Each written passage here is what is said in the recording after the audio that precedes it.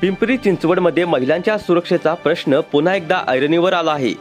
Chakan MIDC मध्ये night शिफ्टसाठी कामावर निघालेल्या 27 वर्षीय महिलेला निर्जनस्थळी ओढत नेत तिच्यावर बलात्कार करण्यात आल्याची धक्कादायक घटना 13 मेच्या रात्री 11च्या सुमारास घडली।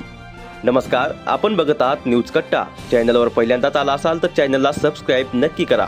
आता जाणून घेऊया सविस्तर बातमी।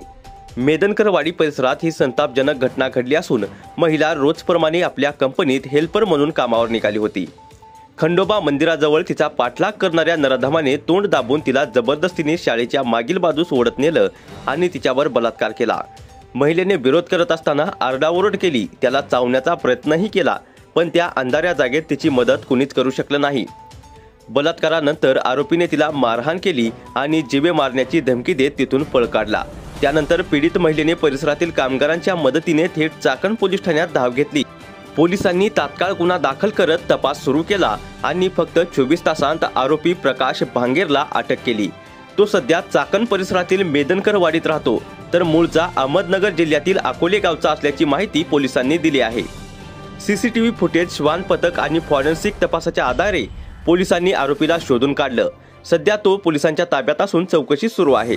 तसेच याने आधीही अशी कृती केली आहे का याचाही तपास सुरू आहे। घटनेची माहिती मिळताच पोलीस उपायुक्त डॉक्टर शिवाजी पवार, स्थानिक पोलीस गुन्हे शाखा आणि तपास पथकांनी घटनास्थळी भेट दिली।